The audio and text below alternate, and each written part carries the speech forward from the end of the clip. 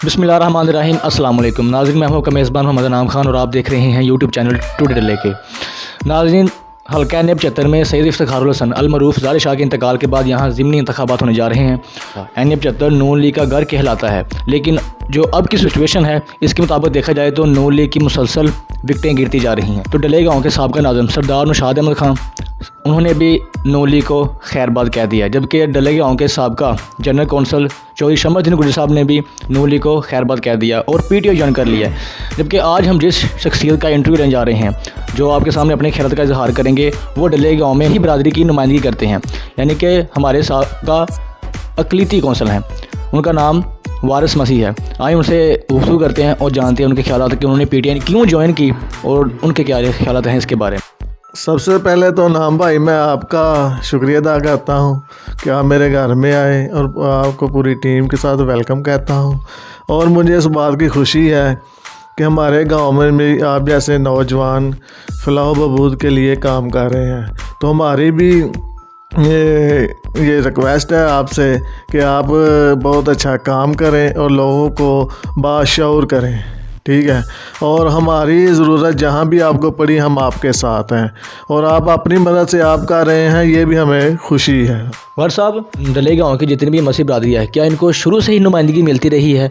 यानी कि जैसा कि अगर पाकिस्तान का कॉन्स्टिट्यूशन देखा जाए, कानून देखा जाए, तो उसमें बकौले Quaid Azam leader of Pakistan, father of the nation, उनके बकौल की यहाँ पे अक़लीतों को मुकम्मल नुमाइंदगी है, वो अपने गाँव में इबादत करें, अपने हकूक़ के लिए आवाज़ बुलंद करें। तो क्या डले गाँव में शुरू से आपको नुमाइंदगी मिलती रही है कि कब से आप हमारे अक़लीती कौंसल हैं डले गाँव से? नहीं सर, नाम भाई ये भी सरदार नौशाद साहब को क्रेडिट जाता है, ठीक है।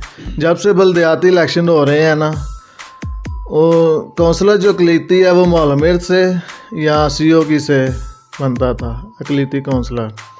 तो ये सरदार नौशाद साहब का हम पर एहसान है कि जब उन्होंने इलेक्शन लड़ा, पैनल बना, तो उन्होंने कहा कि इस दफ़ा अक़लीती कौंसलर है जो मेरे गांव से डले के ग्रह से होगा। तो पूरी बरादरी ने मुत्फिका फ़ैसला किया मुझ पर कि इत्मीद का इज़हार किया और वारिस साहब जो है ना वो हमारे नुमाइंदगी करेंगे, ठीक है। इससे पहले हमारे इधर इतना शौर नहीं था, वो लोग आते थे, जब इलेक्शन होता था तो हम वोट डाल देते थे, इतना सियासी शौर नहीं था। तो ये भी क्रेडिट सरदार नौशाद साहब को जाता है कि उन्होंने हमारी पहले डल्ले के वालों की पहचान का, या फिर हमारी मसीही बरादरी की जो इस तरह 20 गाँव हैं, हमारी पहचान कराई और हमें ज़िले का इलेक्शन भी इंशाल्लाह अल्लाह के वजह से लड़वाया, ठीक है। तो उन्होंने हमारे पूरे ज़िले में, तहसील में डल्ले के गाँव की पहचान करवाई। वार साहब, अभी देखा जाए तो हमारे गाँव लोगों के जहनों में काफ़ी सवाल गर्दिश कर रहा है, क्योंकि ओवरऑल देखा जाए तो इतनी तालीम नहीं, इतना शऊर नहीं। लोग काफ़ी कमेंट्स कर रहे हैं कि ये लोटे हैं, यानी कि नाज़रीन अपनी मादी ज़बान में बता रहा हूँ कि पार्टी चेंज करने को यहाँ पर लोटा कहते हैं। ना भाई, ये इनको सियासी शौर नहीं है, ठीक है। इनमें इतना म्यार नहीं है, तालीम का शौर नहीं है। ये लोटे का मायना तो मुझे बता दें होता क्या है, ठीक है। बात ये नहीं है, जब हम कौंसलर, नाज़म, चेयरमैन बनते हैं तो हमने कोई मसाइल हल करने होते हैं गांव के। अगर हमने पार्टियों में रहना है, हमारी नून लीग है, हमारी काफ लीग है, हमारी पीपल पार्टी है, तो इससे हमें कोई फ़ायदा नहीं होगा, ठीक है। जो भी हुकूमत होती है ना, उसके पास इख्तियार होता है, उसके पास फंड होता है। हमारे जो 2018 का इलेक्शन हुआ, उसमें हमारे जो NA के उम्मीदवार से सैयद इफ्तिखारुल हसन शाह साहब जीते, हमने भरपूर उनकी हिमायत की। बदकिस्मती से हम अपोजिशन में थे, जो गवर्नमेंट थी वो इमरान खान की थी, तरीके इंसाफ की। तो हमारे कुछ गांव के मसाइल हैं जिनसे 3 साल हो गए हमारे कोई काम नहीं हुआ, ठीक है। तो सर, अगर हम कौंसलर, चेयरमैन, नाज़म बनते हैं तो लोगों के काम करने के लिए, तो कुछ गांव का फ़ायदा करने के लिए बनते हैं, ना कि अपने नाम के लिए बनते हैं या अपनी पार्टी के लिए बनते हैं। जब हमारे गांव को कोई फ़ायदा नहीं है तो हमें कौंसलर बनने का कोई फ़ायदा नहीं, नाज़म बनने का कोई फ़ायदा नहीं। देखा जाए तो साहब का वाइस चेयरमैन साहब मुश्ताक साहब ने हमें इंटरव्यू दिया, उन्होंने बताया कि मैंने गाँव में फिल्टर प्लांट लगाया, आप भी उनकी हिमायत में थे उनके इलेक्शन में। तो क्या उनको कोई बजट नहीं लॉन्च हुआ? यानी कि देखे तो हुकूमत को पीटीआई किया, यानी कि ये कैसे होगा कि वो फिर उसी दौर में उन्होंने वाटर फिल्टर का भी कह रहे हैं कि मैंने लगवाया, उसके बाद जनाजा वगैरह कब्रिस्तान की जो 4 दीवारी वो करवाई। तो क्या ये उन्होंने अपनी जेब खर्च से ये सारे फंड? और ये नाम भाई, हम यूनियन काउंसिल में रहते हैं, मैं दूसरी दफ़ा काउंसलर बना हूँ 2005 से लेकर, ठीक है। तो ना तो कब्रिस्तान के लिए कोई फंड होता है, ठीक है, ना चर्च के लिए होता है, ना मंदिर के लिए होता है, ना मस्जिद के लिए होता है। ये अपनी मदद आप तय होता है, ठीक है। तो ये भी क्रेडिट सरदार निशात को जाता है। जब उन्होंने ईदगाह में ये काम शुरू किया तो सबसे पहले उनके जो मुंशी थे अशरफ साहब, उन्होंने 1 लाख रुपया डाला, ठीक है, इब्तदा की। और लोगों ने फिर आहिस्ता आहिस्ता कि 10, 20, 50 हस्बे तौफीक जो है ना हिस्सा डाला। उस दौर में हमने ये शुरू की है, ठीक है। तो अब इसका जो है मरम्मत हुई है, उसमें भी लोगों का हाथ है, ठीक है, चेयरमैन का भी हाथ है। मैं ये नहीं कहता कि उन्होंने काम नहीं करा, उन्होंने पैसे नहीं दिए। और ये जो कब्रिस्तान की 4 दीवारी हुई है उसमें भी लोगों का फंड है। और ये बात ये जो फ़िल्टर प्लांट वाली है इसमें भी लोगों का फंड है, ठीक है, अकेले मुश्ताक साहब ने नहीं लगवाए, ठीक है। ये सब जो अपनी मदद आप फंड मिला है सर, क्योंकि हम अपोजिशन में थे और यूनियन काउंसिल में इतना फंड नहीं होता कि हम कोई बड़ा काम करवा सकें, ठीक है।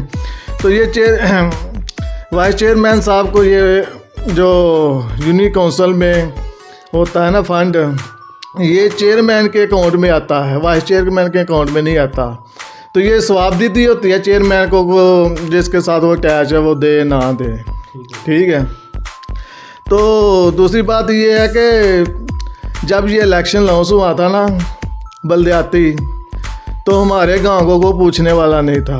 हमारे साहब नाज़िम सरदार निशात साहब जो हैं वो इंग्लैंड में थे और सब लोगों ने अपने अपने पैनल बनाए हुए थे, ठीक है। ना कोई गजनफर को पूछ रहा था और ना वाइस चेयरमैन को पूछ रहा था। ये भी क्रेडिट सरदार निशात साहब को आता है कि वो आए इलेक्शन एक माह से कबल पहले वो आए और उन्होंने देखा कि सूरत हाल बिगड़ी हुई है, हमारे गाँव को कोई पूछने वाला नहीं है। तो उन्होंने पूरी यूनियन काउंसिल के सीधा लोगों को इकट्ठ किया और उन्होंने इन दोनों का पैनल बना दिया, ठीक है।